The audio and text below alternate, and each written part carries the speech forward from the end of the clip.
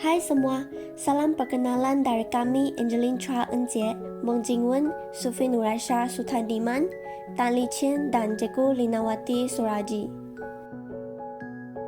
Permainan bahasa memainkan peranan penting dalam pengajaran dan pembelajaran bahasa Melayu.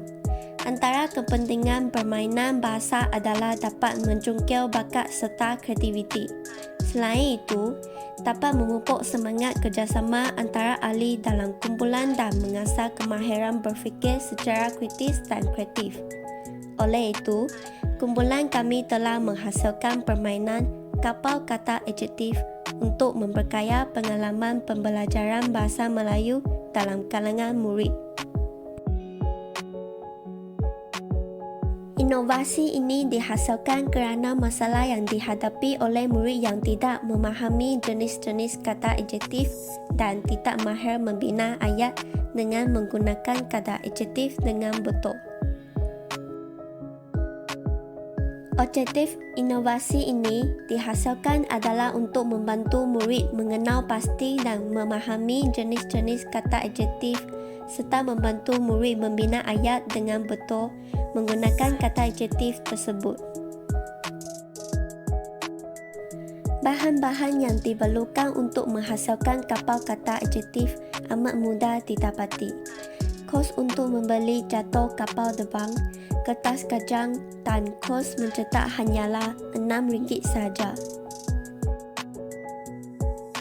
Yang berikut ialah contoh demonstrasi permainan kapal kata adjektif. Cara bermain kapal kata adjektif antaranya ialah maksimum 4 orang pemain diperlukan. Kemudian, pemain melontar dadu bagi menentukan giliran.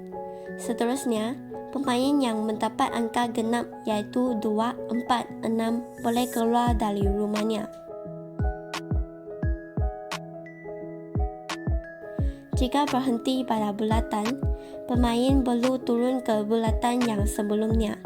Jika berhenti pada bulatan tanda soal pula, pemain perlu menjawab soalan.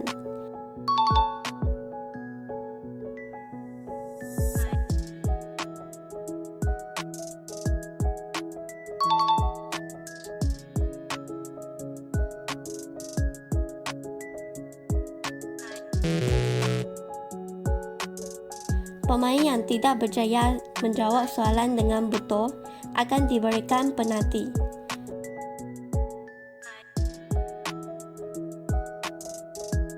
Pemain yang berjaya menjawab soalan akan meneruskan permainan hingga ke bulatan penamat. Pemenang ditentukan oleh pemain pertama yang berjaya sampai ke bulatan tamat. Selepas beberapa kali bermain kapal kata adjektif, murid dapat mengenal pasti 9 jenis kata adjektif dengan betul. Murid juga mampu menggunakan kata adjektif dalam penulisan dan pertuturan dengan tepat. Selain itu, murid berasa seronok bermain sambil belajar semasa aktiviti pembelajaran bahasa Melayu di dalam bilik darjah, kerana boleh bermain sambil belajar. Data berikut ialah markah soalan 1 bahagian A kertas 2 dalam ujian 1 dan ujian 2 bagi murid sasaran. Kebanyakan murid menunjukkan peningkatan dari ujian 1 ke ujian 2 dengan murid 9 mencatatkan peningkatan tertinggi sebanyak 400%. Secara keseluruhan, purata keputusan ujian 2 meningkat sebanyak 88.78% berbanding ujian 1. Hal ini jelas menunjukkan impak kapal kata adjektif dapat membantu pencapaian murid.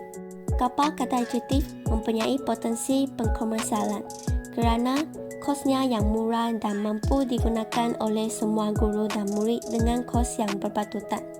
Di samping itu, permainan kapal kata adjektif dapat dimainkan pada bila-bila masa kerana bersaiz kecil dan mudah dibawa ke mana-mana.